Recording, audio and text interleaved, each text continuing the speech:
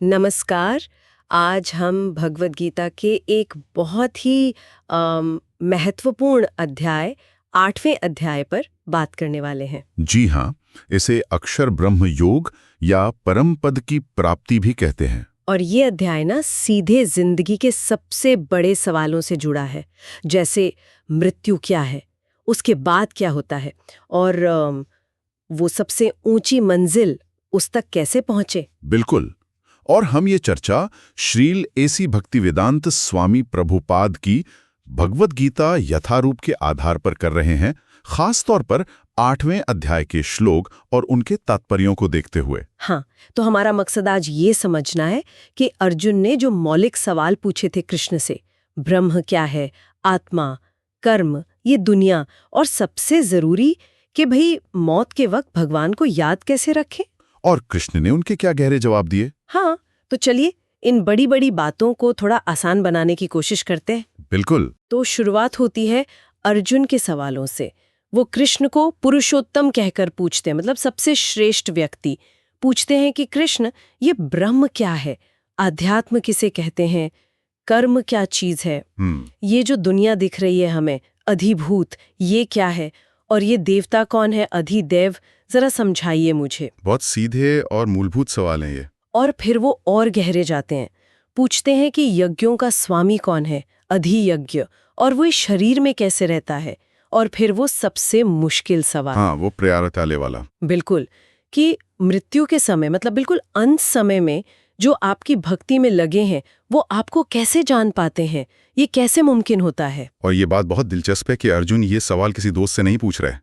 वो जानते हैं कि कृष्ण ही परम सकते हैं, वही पक्का जवाब दे सकते हैं। सही बात है। और ये प्रयाण काले वाला सवाल, ये वाकई इस अध्याय की जान है। सोचिए जरा, जब शरीर साथ छोड़ रहा हो, सारी इंद्रियां गड़बड़ हों, उस वक्त भगवान का स्मरण करना कितना मुश्किल होगा। हाँ, कल्पना करना भी मुश्किल है। एक भक्त राजा हुए कुलशेखर, उनकी एक प्रार्थना बड़ी प्रसिद्ध है। वो कहते थे कि हे प्रभु, अभी जब मैं ठीक ठाक हूँ, स्वस्थ हूँ, मेरा मन हंस की तरह आपके चरणों में रम जाए, क्योंकि अंतिम समय का क्या भरोसा, कब कफ वात पित्त गला रूंध जाएं और आपका नाम ही न ले पाऊं। वाह, मतलब तैयारी पहले से ही करनी होगी। बिल्कुल। तो अब आते हैं कृष्ण के जवाबों पर। उन्होंने इन भारी शब्दों को कैसे समझाया। हाँ, बताइए। कृष्ण ने बहुत सीधी स्पष्ट परिभाषाएं दी। ये असल में जीवन के नक्शे की तरह हैं। अच्छा। पहला, ब्रह्म, वो अविनाशी तत्व, यानी हम सब जीवात्माएं। अक्षरम ब्रह्म परमम, हम कभी नष्ट नहीं होते। अविनाशी, ठीक है। दूसरा, अध्यात्म, हमारा असली स्वभाव, हमारा स्वभाव। स्वभावो अध्यात्मम उच्यते। जैसे पानी का स्वभाव शीतलता है, हमारा मूल स्वभाव है भगवान की सेवा, मालिक बनना नहीं। तीसरा, कर्म, वो काम वो क्रियाएं जो हमें इस शरीर के जाल में फंसाती हैं। भूत भावोद्भव करो विसर्गा, कर्म संज्ञता। इसका एक पूरा चक्कर है। अच्छे कर्म, स्वर्ग, पुण्य खत्म, वापस धरती पर आना, बारिश बन के आना, अन्न बनना, फिर शरीर, ये चलता रहता है। ओह, ये तो बड़ा लंबा चक्कर है। हाँ, और कृष्ण भावनामृत का रास्ता इसी चक्कर से बाहर निकलने का है। फिर बताया अधिभूत, ये बदलती रहने वाली दुनिया। शरोभावा, जो बनती है, बिगड़ती है, रहती है, फिर नष्ट हो जाती है। हमारा शरीर भी अधिभूत है। अच्छा। फिर अधिदैव, भगवान का विराट रूप, जिसमें सारे देवता, सूरज, चांद सब समाये हैं। पुरुषश्चादि देवतम, जो सीधे भगवान पे ध्यान नहीं लगा पाते, वो इस विराट रूप से शुरू कर सकते हैं। ठीक है। और फिर अधियज्ञ, सबसे महत्वपूर्ण, परमात्मा, यानी स्वयं कृष्ण, जो हर एक के दिल में बैठे हैं। अधियज्ञोहम में वात्रदेहे, वो साक्षी हैं, हमारे हर काम को देख रहे हैं, और हमारी चेतना के स्रोत भी वही हैं। वाह, तो ये परिभाषाएं सिर्फ शब्द नहीं, ये हमें बता रही हैं कि हम कौन हैं, कहाँ हैं, और हमारे अंदर ही परमात्मा रूप में गाइड मौजूद है। बिल्कुल। और यहीं से मृत्यु वाली बात का रास्ता खुलता है। हाँ, बताइए उसके बारे में। कृष्ण अब सीधे मुद्दे पर आते हैं। श्लोक 5 में वो कहते हैं, अंतकाले च मामेव स्मरण मुक्त्वा कलेवरम यह प्रयाति समद्भावम याति नास्तित्र संशयः। इसका मतलब जो कोई भी जीवन के बिल्कुल अंत में शरीर छोड़ते समय सिर्फ मेरा यानी कृष्ण का स्मरण करता है, वो फौरन मेरे स्वभाव को, मेरे धाम को पाता है। इसमें जरा भी शक नहीं। सुनने में तो बहुत सीधा लगता है, पर सवाल वही, आखिरी वक्त में ये याद आएगा कैसे, जब शायद होश भी ना हो? हाँ, यही तो असली बात है। कृष्ण कहते हैं कि ये कोई अंत समय का जादू नहीं है। इसके लिए जिंदगी भर अभ्यास चाहिए। स्मरण शब्द महत्वपूर्ण है। स्मरण करते हुए। ये तभी होगा जब जीवन भर किया हो। अच्छा, तो ये प्रैक्टिस पे निर्भर करता है। बिल्कुल। श्लोक 6 में वो कहते हैं, यम यम वापि स्मरण भावम त्यजत्यन्ते कलेवरम तम तमे वैति। यानी अंत समय में आपके मन में जो भी भाव, जो भी याद चल रही होगी, आप निश्चित रूप से उसी अवस्था को प्राप्त होंगे। क्यों? क्योंकि आप जिंदगी भर वैसा ही सोचते रहे हैं। ओह, जैसे वो महाराज भरत की कहानी है ना, इतने बड़े भक्त थे, राजपाट छोड़ दिया, पर अंत समय में एक हिरण के बच्चे की चिंता मन में आ गई।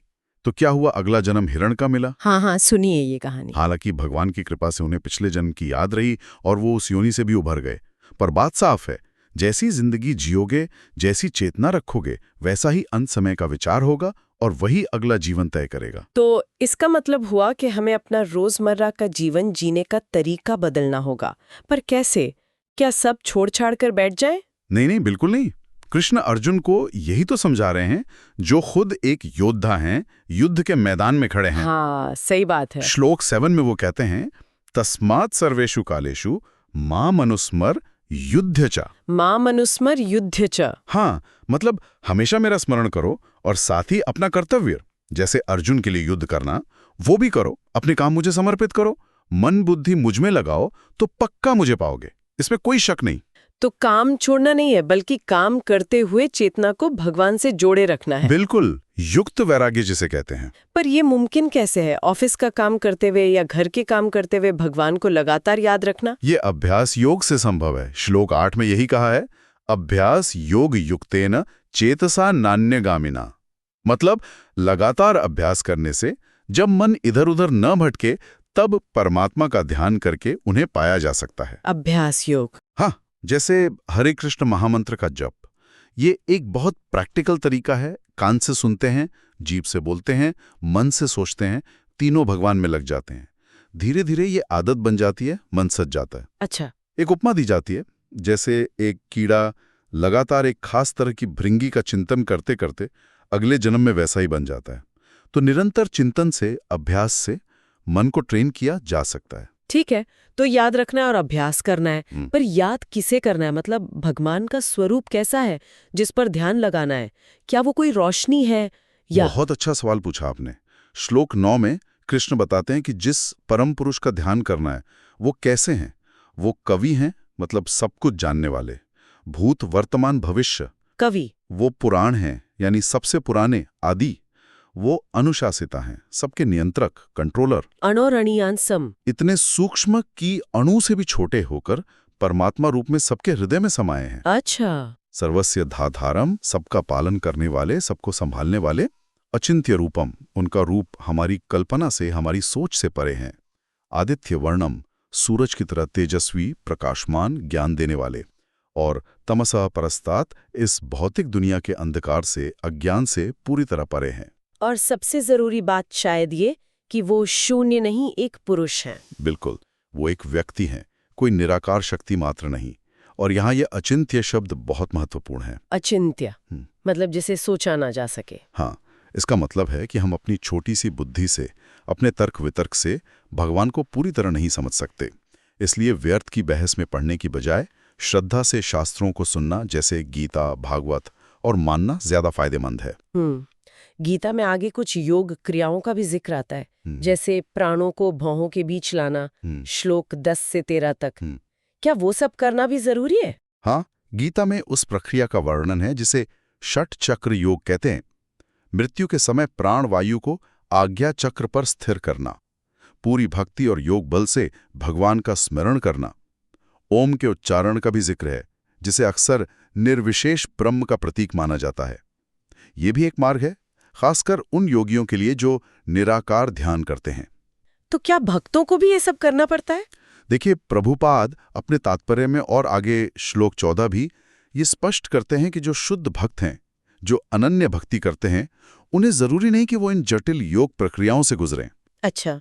उनकी निरंतर कृष्ण चेतना, उनकी भक्ति ही इतनी शक्तिशाली होती है कि कृष्ण की कृपा से अंत समय में उन्हें भगवान का स्मरण स्वतः ही हो जाता है। हाँ, योग बलेन का मतलब ये जरूर है कि जीवन भर किसी न किसी योग का, खासकर भक्ति योग का अभ्यास जरूरी है, क्योंकि अंत समय में मन बहुत विचलित होता है, तो अभ्यास के बिना स्मरण मुश्किल है। हाँ, ये तो है। और आज का जो युग है, कलयुग, इसमें वैसे भी ब्रह्मचर्य का कड़ाई से पालन या ये जटिल योग साधनाएं बहुत मुश्किल हैं। इसीलिए भगवान चैतन्य ने हरे कृष्ण महामंत्र के जप को ही सबसे सरल, सबसे मुख्य रास्ता बताया है इस युग के लिए। हाँ, ये बात तो कई बार सुनी है। और मजे की बात यह है कि हरे कृष्ण मंत्र में ओम ध्वनि पहले से ही मौजूद है, तो भक्ति मार्ग में सब कुछ आ जाता है। तो आप कह रहे हैं कि भक्ति योग ही सबसे सीधा और सुलभ रास्ता है। हाँ, बिल्कुल। और श्लोक 14 तो मानो इस अध्याय का दिल है। कृष्ण कहते हैं, अनन्य चेता सततम यो माम स्मराति नित्यशः तस्याहम सुलभा पार्थ नित्य युक्तस्य योगिनः। इसका अर्थ जरा खोलकर बताइए। कृष्ण कह रहे हैं, हे पार्थ, जो बिना भटके लगातार सततम नित्यशः सिर्फ मेरा स्मरण करता है, मतलब जिसका ध्यान कहीं और नहीं जाता, अनन्य चेता, उसके लिए मैं सुलभ हूं, आसानी से मिल जाता हूं। क्यों? क्योंकि वो हमेशा मुझसे जुड़ा रहता है। नित्य युक्त से योगिनः, यही है शुद्ध भक्ति योग। अनन्य चेता मतलब सिर्फ कृष्ण ही चाहिए? हाँ, उसे न स्वर्ग का सुख चाहिए, न चमत्कारी सिद्धियां, न मोक्ष में लीन होना। उसे बस कृष्ण चाहिए। कृष्ण का प्रेम, कृष्ण की सेवा, उसका कोई अपना स्वार्थ नहीं होता। ऐसे भक्त की भगवान खुद मदद करते हैं। गीता में ही आगे 10.10 कहते हैं, ददामी बुद्धियोगम तम, मैं उसे वो बुद्धि देता हूं जिससे वो मुझ तक आ सके। ये तो बहुत सुंदर बात है। और ये रिश्ता दो तरफा है। भक्त भगवान को कभी नहीं भूलता और भगवान भी अपने ऐसे भक्त को कभी नहीं भूलते। और इस अवस्था तक पहुंचने के लिए, जैसा मैंने कहा, हरे कृष्ण महामंत्र का जप सबसे प्रैक्टिकल, सबसे कारगर तरीका है। और इस रास्ते पर चलने का, कृष्ण को पाने का नतीजा क्या है, फल क्या है? अगला ही श्लोक, श्लोक 15 जवाब देता है, मामुपेत्य पुनर्जन्म दुःखालयम अशाश्वतम नाप्नुबन्ति महात्मानः समसिद्धिम परमाम गतः। दुःखालयम अशाश्वतम। हाँ, मतलब ऐसे महात्मा जो मुझे पा लेते हैं, वो इस दुख भरे दुःखालयम, अस्थाई, अशाश्वतम संसार में दोबारा जन्म लेने के लिए वापस नहीं आते। उन्होंने जीवन की सबसे बड़ी सफलता, परम सिद्धि पाली है। तो मतलब सिर्फ कृष्ण का धाम ही परमानेंट है, बाकी सब लोग जैसे स्वर्ग या ब्रह्मलोक भी अस्थायी हैं। एग्जैक्टली। श्लोक 16 यही कहता है, ब्रह्मलोक तक जितने भी लोग हैं इस भौतिक ब्रह्मांड में, सब में जन्म मृत्यु का चक्कर चलता रहता है। पुनरावर्तना अर्जुन, वहां जाने वाले वापस आते हैं। सिर्फ मेरे धाम पहुंचने पर ही ये चक्कर खत्म होता है। अच्छा, तो स्वर्ग जाकर भी वापस आना पड़ सकता है? बिल्कुल। तात्पर्य में प्रभुपाद समझाते हैं कि ब्रह्मलोक पहुंचकर भी अगर व्यक्ति कृष्ण भावनामृत विकसित नहीं करता, तो जब ब्रह्मा की आयु पूरी होती है और प्रलय होता है, तो उसे वापस आना पड़ सकता है। हाँ, जो वहां भक्ति करते हैं वो ब्रह्मा जी के साथ आध्यात्मिक जगत चले जाते हैं। चक्र का वर्णन, जिसमें हमारा कलयुग सिर्फ 4,32,000 साल का है और ऐसे 1,000 चतुर्युग मिलकर ब्रह्मा का बस एक दिन मनाते हैं, वो सिर्फ ये बताने के लिए है कि इस भौतिक दुनिया में सब कुछ कितना अस्थायी है। ब्रह्मा की वो अरबों साल की उम्र भी अनंत काल के सामने एक पलक झपकने जैसी है। और इसी समय चक्र में सृष्टि बनती है। श्लोक 18, ब्रह्मा के दिन में सब प्रकट होता है और फिर मिट जाती है। श्लोक 19, ब्रह्मा की रात में सब अव्यक्त में लीन हो जाता है। ये बार बार होता रहता है, भूतवा भूतवा प्रलीयते। और हम सब जीव इसी चक्कर में फंसे हैं। हाँ, जो भौतिक संसार से जुड़े हैं वो इसी आने जाने के चक्कर में फंसे रहते हैं। समझदारी इसी में है कि ये जो मनुष्य जीवन मिला है, इसका इस्तेमाल इस चक्कर से निकलने के लिए करें, कृष्ण भक्ति द्वारा। तो इस अस्थायी दुनिया के परे क्या है? कोई स्थायी जगह है? भावोन्यो व्यक्तो व्यक्तात् सनातनः, वो शाश्वत है, सनातन है, और जब सब कुछ नष्ट हो जाता है तब भी वो नष्ट नहीं होती, न विनश्यति। और वही परम मंजिल है। जी हाँ, श्लोक 21 में कहते हैं, वही परम धाम है, परमाम गतिम, जिसे वेदों में अव्यक्त और अक्षर कहा गया है। वही मेरा परम धाम है, तद्धाम परम मम। और खास बात, यम प्राप्य न निवर्तन्ते, जहां पहुंचकर कोई वापस नहीं लौटता। कृष्ण का परम धाम वो कैसा है? ब्रह्म संहिता जैसे ग्रंथों में उसका बड़ा सुंदर वर्णन है। गोलोक वृंदावन, चिंतामणि रत्नों से बने महल, इच्छा पूरी करने वाले कल्प वृक्ष, लाखों कामधेनु गायें, हजारों लक्ष्मियां जो भगवान गोविंद कृष्ण की सेवा में लगी हैं। और कृष्ण स्वयं अपने मनमोहक रूप में, कमल जैसे नेत्र, मेघ जैसा वर्ण, हाथ में बांसुरी, सिर पर मोरपंख। सुनने में ही कितना सुंदर लगता है। हाँ, और पृथ्वी पर जो वृंदावन धाम है वो उसी का प्रतिरूप है। और इस धाम तक पहुंचने का रास्ता फिर से वही। बिल्कुल। श्लोक 22 साफ साफ कहता है, पुरुषा स परः पार्थ भक्त्या लभ्यस्त्वन्नया। वो परम पुरुष जो सबसे महान हैं, हे पार्थ, वो केवल अनन्य भक्ति से ही प्राप्त किए जा सकते हैं।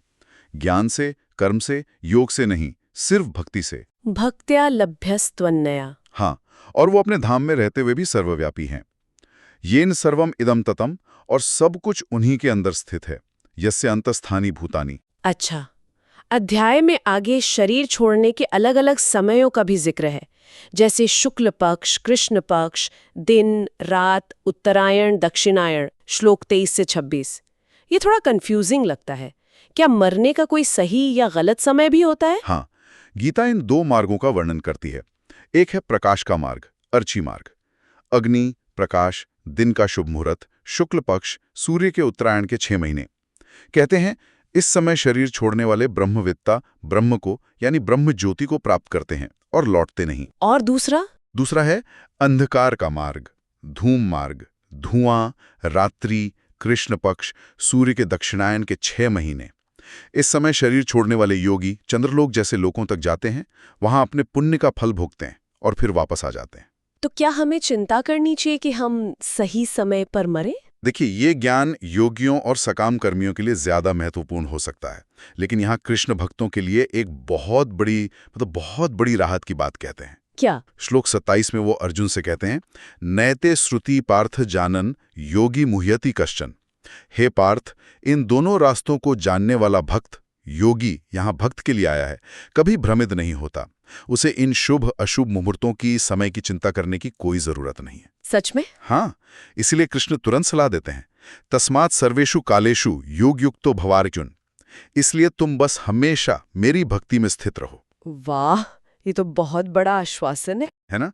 मतलब भक्त चाहे दिन में शरीर छोड़े या रात में, अस्पताल में छोड़े या घर पर, किसी भी हालत में छोड़े, अगर वो कृष्ण की भक्ति में लगा है तो कृष्ण उसे अपने धाम ले जाने की जिम्मेदारी लेते हैं। उसकी टिकट पक्की है, समय कोई भी हो। ये सुनकर बहुत शांति मिली। और अध्याय का अंत कैसे होता है? आखिरी श्लोक क्या कहता है? अध्याय का आखिरी श्लोक 28 तो जैसे भक्ति की महिमा का चरम है। कृष्ण कहते हैं कि जो व्यक्ति भक्ति के रास्ते को अपना लेता है, उसे वेद पढ़ने, वेदेशु, यज्ञ करने, यज्ञेशु, तपस्या करने, तपसु, दान देने, दानेशु से जो भी पुण्य फल, यत पुण्य फलम प्रदिष्टम शास्त्रों में बताए गए हैं, हाँ। वो उन सब फलों को पार कर जाता है। अत्येति तत्सर्वमिदं विदित्वा। उसे वो सब अपने आप ही मिल जाते हैं, बल्कि भक्ति उससे कहीं आगे है। अच्छा, मतलब अलग अलग पुण्य कमाने की जरूरत नहीं? जरूरत नहीं, सिर्फ एक काम, भक्ति करने से वो इन सारे लाभों को पाता है और अंत में परम आदिधाम, परम स्थानम उपैति चाद्यम को प्राप्त करता है। ये तो कमाल है। सोचिए जरा, कितना एफिशिएंट, कितना कारगर रास्ता है। सारे अलग अलग पुण्य कर्मों का निचोड़ एक ही चीज में है, कृष्ण की प्रेममयी सेवा, भक्ति। इसीलिए श्लोक में इदम विदित्वा कहा गया है। मतलब इस ज्ञान को, खासकर अध्याय 7 और 8 के इस सार को ठीक से समझकर। और समझना कैसे है? भक्तों की संगति में सुनकर। विदित्वा योगी। जब हम किसी प्रामाणिक भक्त से सुनते हैं तो सारे संदेह मिट जाते हैं, श्रद्धा बढ़ती है और कृष्ण के प्रति एक स्वाभाविक आकर्षण, प्रेम जागता है। और वही प्रेम हमें सीधे गोलोक वृंदावन तक ले जाता है। तो अगर हम इस पूरी चर्चा का सार निकालें तो गीता का 8वां अध्याय हमें असल में जीवन के अंत का सामना बिना डरे कैसे करना है, ये सिखाता है। और इसका तरीका है जीवन भर कृष्ण का प्रेम से स्मरण करना। यही भक्ति है। हाँ, और यही कृष्ण के शाश्वत घर वापस जाने का सबसे पक्का, सबसे सीधा रास्ता है। बिल्कुल। और एक बात जो मुझे हमेशा सोचने पर मजबूर करती है, और शायद श्रोता भी इस पर विचार कर सकते हैं, ये अध्याय बार बार इस बात पर जोर देता है कि परम सत्य कोई निराकार शक्ति या शून्य नहीं, बल्कि एक व्यक्ति है, पुरुषोत्तम कृष्ण, जिनसे हम एक निजी प्रेम का रिश्ता बना सकते हैं। तो अगर हम परमात्मा को सिर्फ एक अमूर्त सिद्धांत न मानकर परम पुरुष, एक प्यारे भगवान के रूप में देखें, तो इससे हमारी पूरी आध्यात्मिक साधना और खासकर जीवन की उस आखिरी यात्रा की तैयारी पर कितना गहरा असर पड़ सकता है, ये सोचने वाली बात है। बिल्कुल, बहुत गहरा विचार है ये।